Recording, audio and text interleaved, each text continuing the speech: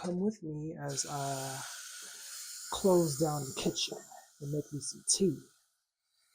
Honey, the message for this evening is for all the humble creatives out there. All the creatives that, they just do it for the love.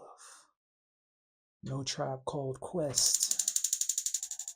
Okay. I'm just gonna put you on this side end. Okay, this for all the humble creatives that just do it for the love. Okay? Stop being so humble. Okay? Stop being so humble. Cause it's people watching you that are waiting for you to fall asleep at the wheel so they can jack your shit. Okay? Take it from me. I learned this very valuable lesson. Very valuable lesson, okay? 2021, very powerful year for me.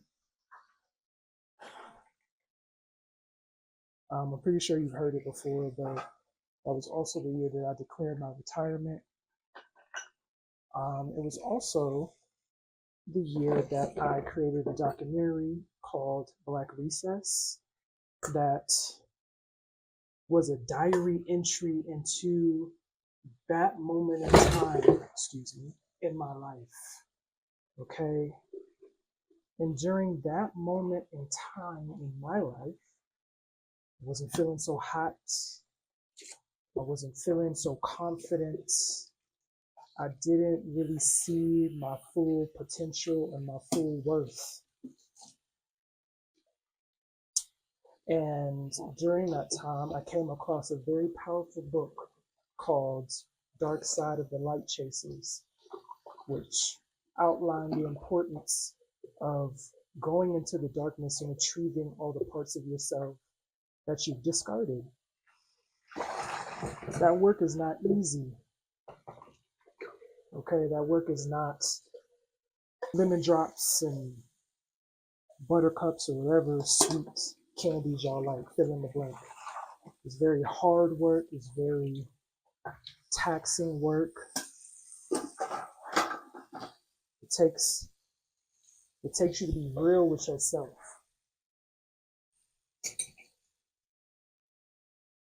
That Black Recess documentary was me being real with myself about where I was in my life.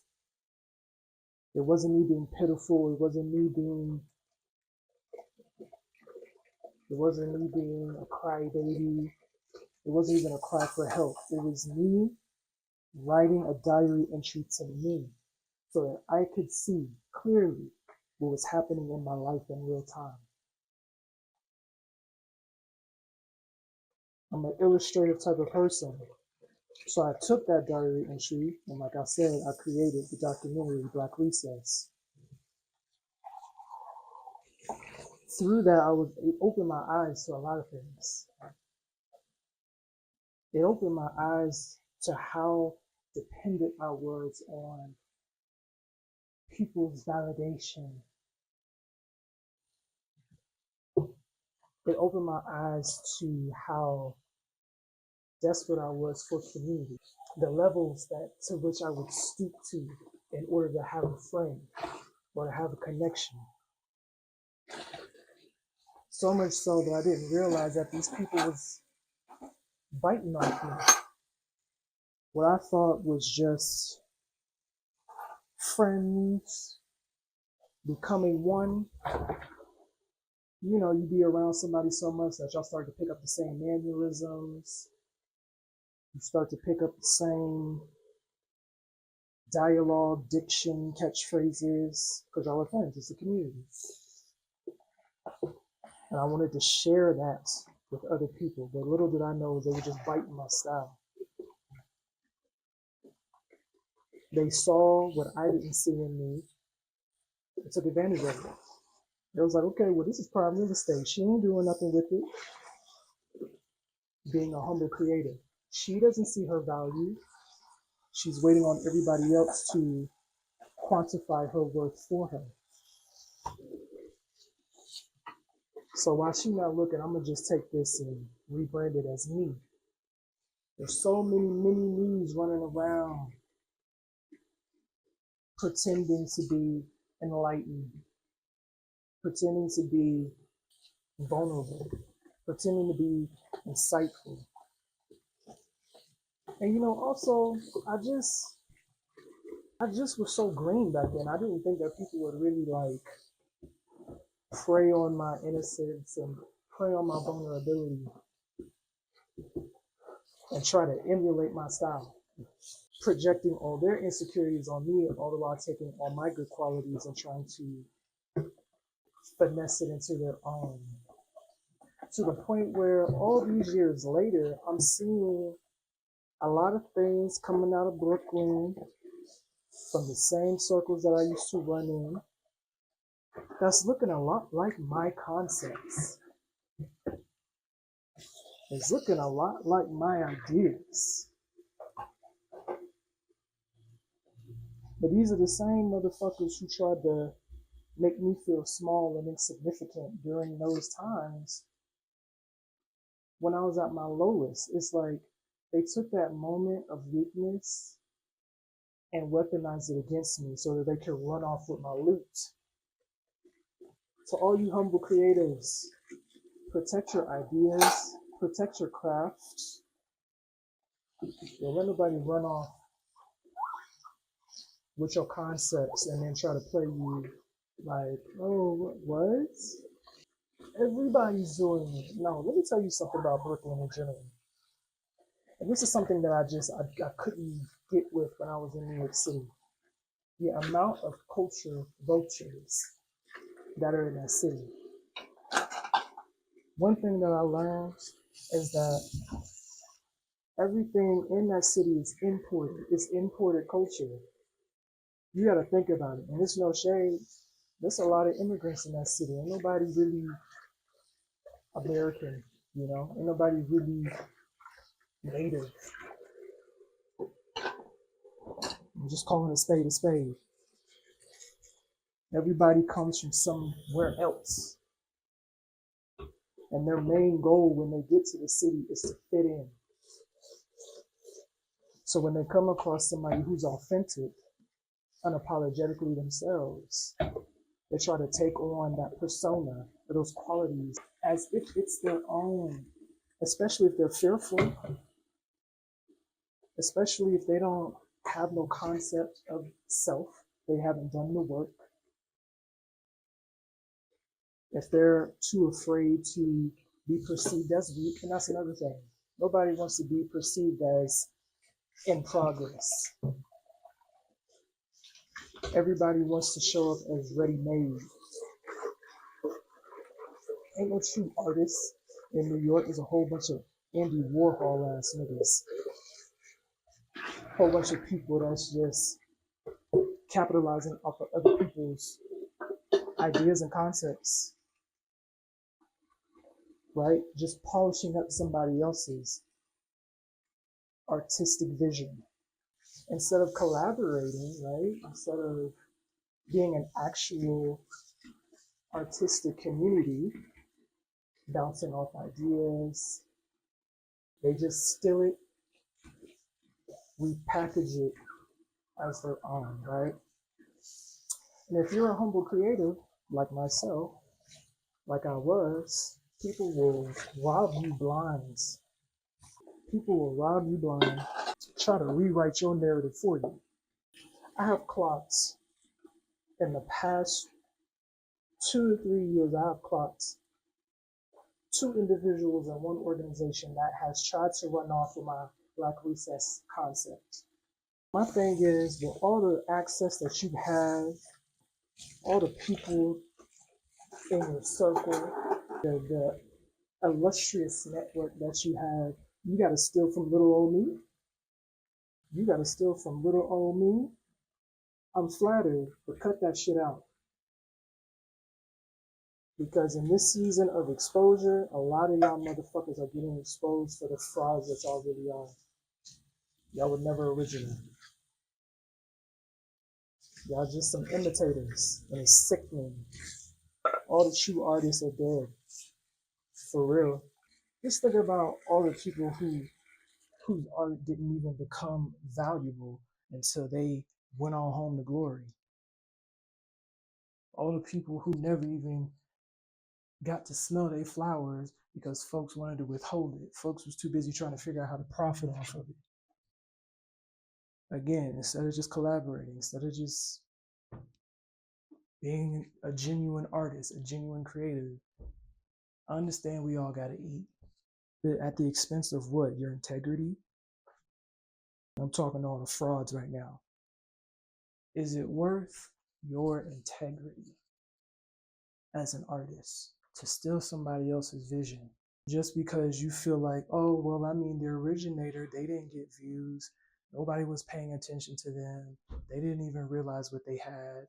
So it's free game, right? No, it's not. You're a thief. You're a thief, bro. I've learned my lesson. Okay? And it sucks that you can't be vulnerable in front of people without folks thinking that you a weak ass bitch. It sucks that you can't share those inner moments of doubt, of uncertainty with other people without folks taking it as an opportunity to take advantage. It's quite sad. And it be your own folks too. Folks that look like you, folks who claim that they support you. And you know what's so funny about when I came out with Black Recess originally? Everybody thought I was a fucking nutcase. Nobody wanted to barely support me. I had to beg folks to show up to events. I had to beg niggas to show up to the fucking premiere. I'm talking about blank stares everywhere. Just so 3 years later, I can see motherfuckers trying to imitate the same exact concepts, bro. And it's so fucking infuriating when you are a small, humble creative, just doing what's been placed on your heart. It's like if I hadn't have done that diary entry or I hadn't have made that documentary, I would have imploded. It was a letter of resilience. It was a letter to my inner child. And because I was able to keep it real in that documentary with myself, even though it was a moment of doubt and insecurity on my part, I was able to then challenge myself to do the very thing that I was afraid to do, and that was to love myself. I could have kept the documentary to myself and kept the diary entry in my journal and not have even told anybody about it. Nobody would have been the wiser. But I wanted to share that moment of vulnerability for anybody else out there who felt incapable, who felt like they didn't have a purpose. Because I knew that wasn't going to last forever. That's the thing about being a visionary.